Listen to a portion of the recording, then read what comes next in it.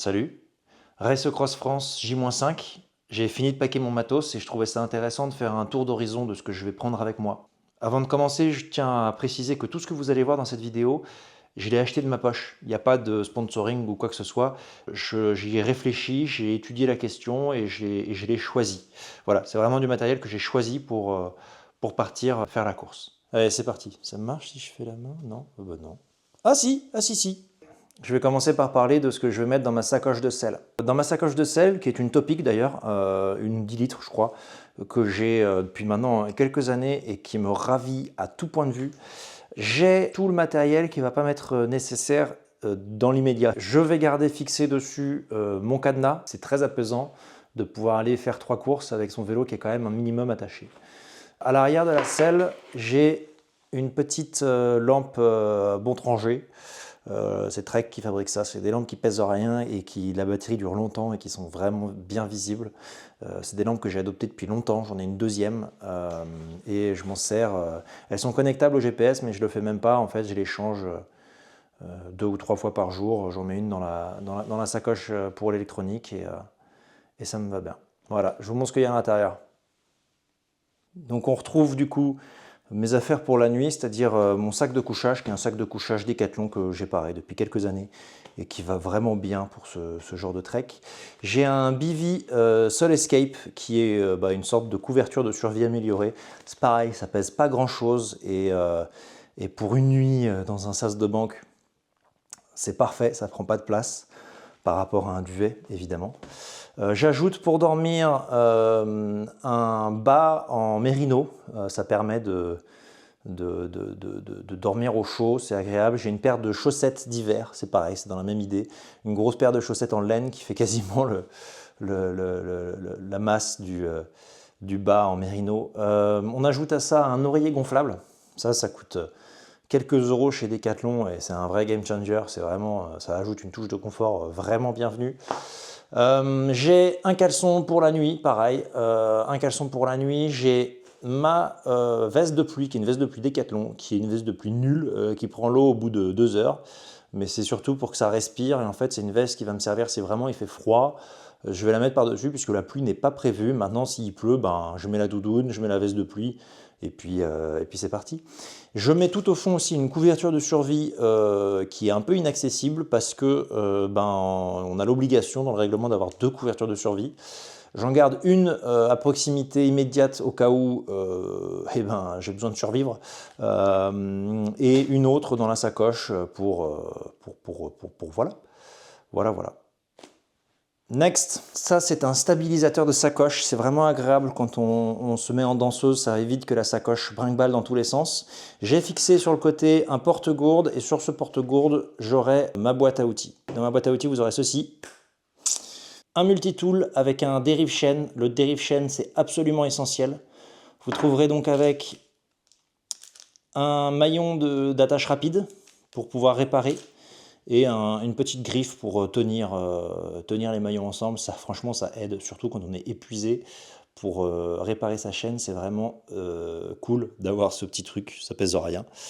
Vous trouverez aussi des rustines pour réparer, des démonte pneus, de l'huile pour graisser sa chaîne tout simplement parce qu'au bout de 1000 km, voilà, il y a souvent des gens qui me demandent de l'huile sur le bord de la route, ça arrive plusieurs fois.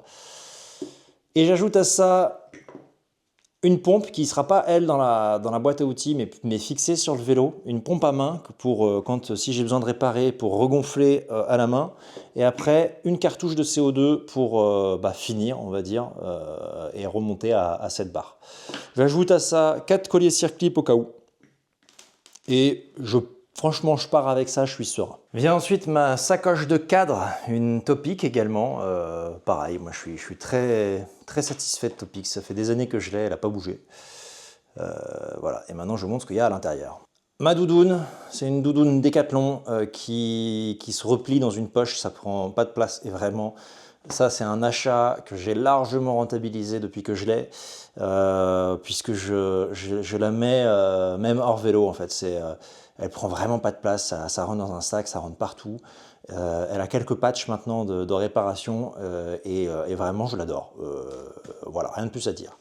J'ai des jambières au cas où, ça c'est en fait si vraiment il fait un coup de froid, que je suis sur le vélo et que j'ai vraiment un coup de froid, je peux m'arrêter, je mets les jambières et ça c'est un base layer pour pareil pour s'il fait froid quoi. Je m'arrête, j'enfile le base layer sous le cuissard. Je mets les jambières, au pire je mets la doudoune et c'est reparti. J'ai 2 chambres à air, puisque c'est obligatoire, 2 chambres à air et un paquet de mouchoirs que je mets ici puisque c'est bien au sec et que c'est au cas où que je sois surpris par, comment dire, disons l'appel de la nature quoi. Voilà, ça me permet de rester autonome et de pouvoir gérer le froid. C'est vraiment la sacoche pour gestion de froid. Next. Ici, on a mes sacoches de guidon. C'est des sacoches de vie en fait. C'est les sacoches dans lesquelles je vais aller piocher très régulièrement. Et du coup, il faut que tout soit accessible. J'ai pris ces sacoches de chez Decathlon. Elles coûtent 25 €. Elles sont surtout très pratiques parce qu'elles ont plusieurs rangements qui permettent de pouvoir organiser ses affaires. Et elles sont vraiment profondes et on peut vraiment ranger tout un tas de choses là-dedans. Je les aime beaucoup. Je n'ai pas encore eu l'occasion de les essayer puisque je les ai achetés pour la course, mais j'avais le modèle beaucoup plus petit précédemment et ce modèle-là, en fait, j'avais mes lunettes de vue, j'avais des gants, et tout est tombé avec les vibrations et ça m'a décidé à vraiment partir sur ce modèle-là qui est bien mieux conçu et qui permet de s'organiser pour du bikepacking. Dans cette sacoche, on retrouve donc, comme prévu, pas mal de choses. Je vais commencer par le textile. Dans ces sacoches-là, j'ai à disposition mon tour de cou, mon bonnet Merino, mes manchettes, mes gants et des petits surchaussures Gore-Tex pour mettre, enfin c'est des embouts de chaussures quoi, pour mettre au bout des pieds. Ensuite, on part sur tout ce qui est les crèmes. J'ai avec moi ma crème chamois. Qui clairement, le tube sera vide à la fin de la course. J'ai à disposition un labello, ça c'est vraiment un indispensable. De la crème solaire, ça c'est, faut rigoler pas, vraiment rigolez pas avec la crème solaire parce que en 2022, j'ai roulé à des moments sans maillot parce qu'il a fait très chaud, on a eu très chaud et très froid. J'ai roulé sans maillot, je me suis mis de la crème mais pas partout dans le dos et j'ai brûlé littéralement. J'ai encore des traces, c'est-à-dire que j'ai des taches dans le dos. Les gens pensent que j'ai des taches de naissance. Non, non.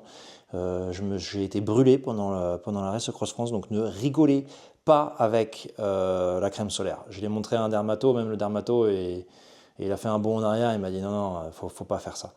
Donc voilà, crème solaire, crème solaire, crème solaire. J'ai une couverture de survie, celle-ci à disposition rapidement, du Doliprane, un mouchoir en textile, parce que ça c'est toujours confortable. J'ai aussi ma brosse à dents dentifrice à disposition. Ça c'est une fourchette cuillère de trekking, ça prend pas de place et ça permet, si vous arrêtez dans une grande surface, de vous acheter un pot, là, les pots Bonduelle de riz ou de salade ou de ce que vous voulez, et ça c'est très pratique à avoir sur soi. Et j'ai les verres transparents de mes lunettes de vitesse. Comme je vous l'ai dit, j'ai perdu mes lunettes de vue qui étaient dans un précédent sac à lunettes. Et il faut que je retourne avant la course, aller me trouver un petit sachet pour les lunettes en microfibre. Dans ma sacoche Top Tube, qui est une Decathlon, pareil, donc je suis très content, vous trouverez, hop, là je l'ai fait en direct, tout simplement mon deuxième feu, une batterie pour ma Petzl, qui est ma lampe frontale, qui est fixée sur mon casque, une batterie externe, et un coffret avec les batteries de ma caméra d'action. Voilà. En gros, c'est l'endroit où je vais stocker toute mon électronique, où je vais avoir, il va manquer des câbles encore, il va manquer des trucs, mais c'est là où je mets toute mon électronique que j'ai à portée de main. Sur le vélo maintenant, à l'avant, Il y aura mon GPS, un Garmin Edge 530, il commence à dater tout doucement, je crois il a 3-4 ans maintenant. Ouais. Et ensuite, un phare frontal Go-Torch de chez Olight. Voilà, c'est mon deuxième phare de chez Olight. Il est un peu cher, il est à 170 €. Moi, je l'ai eu à 100 € parce qu'Olight, c'est toujours pareil. On ne sait jamais quel prix on paye. Mais j'ai trouvé une réduc à un moment, je n'ai pas réfléchi, je l'ai acheté et j'en suis très content. Il est très puissant, il est très simple d'utilisation et il a une grosse batterie, ça dure 8 heures.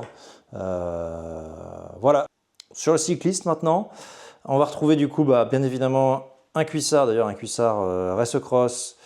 Je vais mettre un base layer cette année, on verra si sur la durée ça change quelque chose, ça me permettra aussi d'éviter de prendre des gros coups de soleil j'imagine.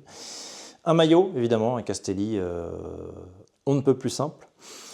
Le plus évident, un casque, une paire de lunettes avec des verres, ces verres-là se changent, donc j'ai un verre translucide et un verre pour le jour, un verre pour la nuit, tout simplement.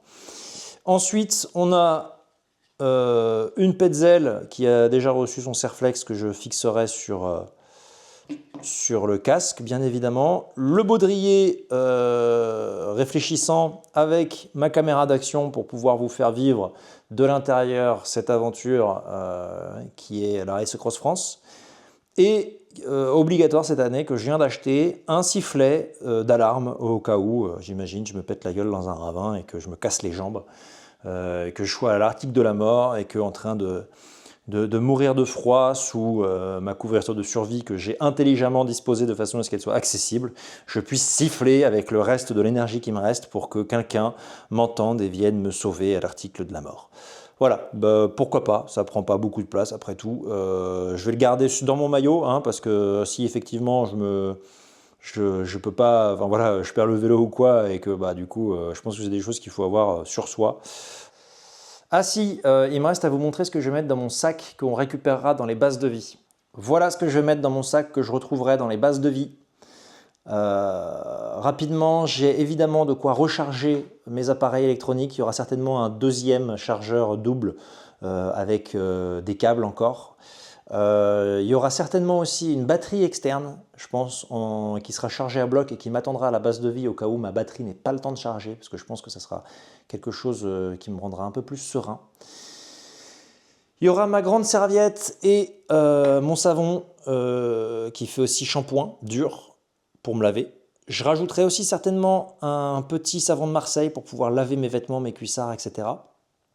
Il y aura des vêtements, j'en ai pas mis là, mais il y aura certainement des caleçons pour pouvoir dormir. Peut-être au moins un caleçon ou deux caleçons, parce que j'ai quand même passé 2-3 nuits. Ouais, peut-être 2 caleçons. Voilà. J'ajoute des cartouches CO2, parce que ça, les cartouches CO2, si je consomme la mienne sur la route, je serais content d'en trouver dans mon sac. Dans le même esprit, des cales. En 2022, j'ai pas réussi à finir le Ventoux sur le vélo. J'ai marché pendant peut-être 2 ou 3 km, peut-être même plus, pour finir l'ascension en pleine nuit. Et j'ai détruit mes cales. Et j'ai fini par marcher pendant... j'ai fini par... quand je faisais du vélo, j'avais un pied qui se détachait tout le temps, pendant 300 km. C'était pas très agréable. Donc voilà, cette année, je prévois, j'ai des cales d'avance, je les ai mises dans le sac. Je me dis, sait-on jamais.